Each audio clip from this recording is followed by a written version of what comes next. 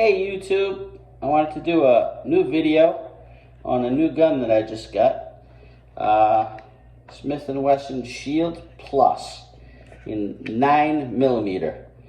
I had gone to the gun store today and thought about getting the 30 Super Carry, but they didn't have any 30 Super Carry ammo in stock, so it would have been a waste.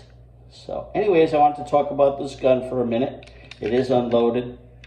I got the bug out bag, which I put it around my neck to show you, M&P. It comes with this nice carry, I guess they call it a range bag. It's got some pockets and you can put some magazines down in there, maybe a flashlight. It's nice quality. Anyhow, I'm going to take this off. It also came with a first aid kit, some band-aids in there, some, I guess, the antibacterial wipes, things like that, aspirin, ibuprofen, and it did come with 4 13-round magazines, which I have loaded them up, and they were not easy to load. And it did come with one 10-round magazine as well. So you get 4 13-round mags and one 10-round with the bug out bag.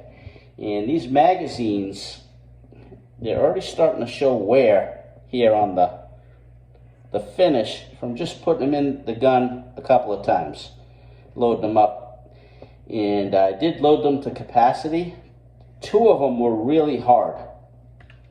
And I have a Magwell charger, and even with the Magwell charger, really hard.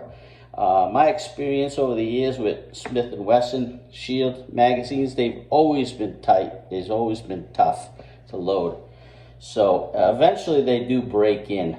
But right now, these are so tight that, and I am gonna try to put one into the gun to show you. They are so tight, I'm pushing as hard as I can there pretty much to get that in there. But anyhow, another thing that I wanted to talk about was trigger, and this one comes with the tritium night sights, which are nice. You shut the light off, they glow pretty good. Nice sight picture. This new trigger, the flat face trigger, and the gun is empty. This one does not have a thumb safety. The trigger, nice flat face trigger. Pretty much a little bit of take up, hits a wall, and you got a snap. You got an over travel thing in the back here that stops it. So, and it's really short, crisp reset, and then boom. Boom. And I have not shot this gun yet. I bought it today, so I'll be taking it to the range next week. But this texture here, I did have an M&P Shield 2.0, and the texture on that gun was more aggressive than this one. And also that one had the hinge trigger, which you got to work it for a while. This trigger is nice. It got that nice snap to it, and it's got the flat face, so this is much more improved than the 2.0 or the original. Same thing, small serrations, you know, the good fish scales in the back. This one is optics ready with the plate there. It can take, you know, the RMSC, I guess it's called, or there's a couple of other ones out there. Nice sights, but what I wanted to talk about here is the texture over here. And also, no, I've not heard anyone talk about this on YouTube anyways, about the frame texture, because the texture of the frame here is kind of like a very fine grit sandpaper. And maybe, you know, if your hands are sweaty and you're wet in a situation where you really need to grab this gun some way or somehow in a bad situation, this here is much more textured, I guess I want to say. So that's a plus, I think. And also, it also runs onto this. Now, my everyday carry gun is a Hellcat, regular original Hellcat. And the original Hellcat comes with 15 round magazines now. And this here's a 13 round magazine. And again, I gotta push that really hard to get that in there. But this here's my everyday carry, which is my Hellcat. And this one has the 15 round magazine in it. And if I turn them back to back, you can see that they're pretty much identical in height. And this one has a 13 round plus one, and the Hellcat has 15 plus one. That 15 plus one magazine here that extends it just a little bit over the 13 round, but they're pretty much identical. And one of the things I noticed is the trigger guard on the Smith & Wesson is much higher up than the Hellcat, which makes it harder to fit in a smaller pocket carry. Like I have this is like a Mike's, Uncle Mike's, and this is a size 3. And my Hellcat goes right into the size 3, and it fits right in there. And you can see how worn that is. I've been carrying so many guns in this holster for years. I switched, my SIG P365 was the original gun that I held in this. Anyhow, so if I take this Smith & Wesson Shield 2.0, oh no, actually Shield Plus 2.0 is the same size actually, and I try to get it into that holster, it won't fit because of this extra trigger guard,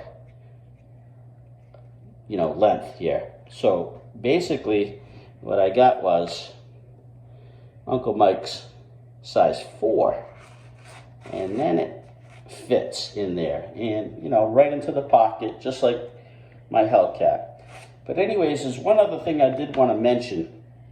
When I purchased this Smith & Wesson today, they brought out the first gun in the bag and everything, and because I've had some problems with the Smith & Wesson quality in the past, I told them I wanted to play with the gun and rack the slide and whatnot, because I've had guns that they actually jammed up when you rack the slide, where the barrel would get stuck inside.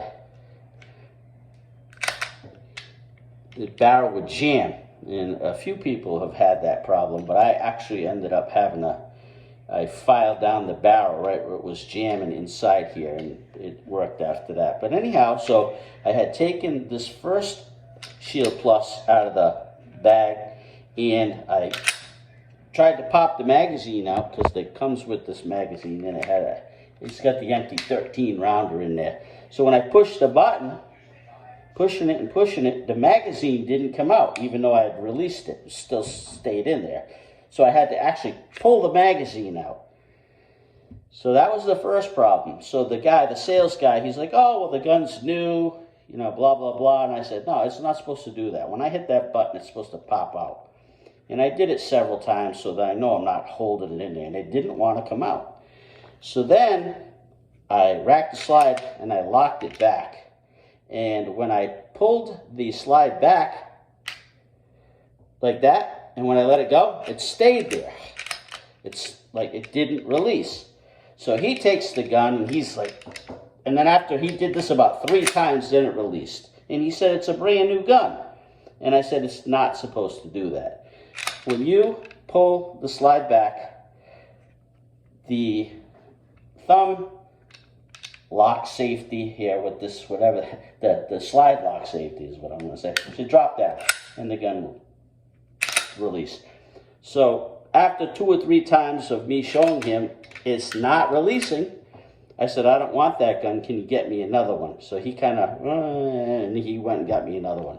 And when I took the second one, the magazine popped right out and it worked fine. So these Smith & Wessons, they're pumping out so many of them.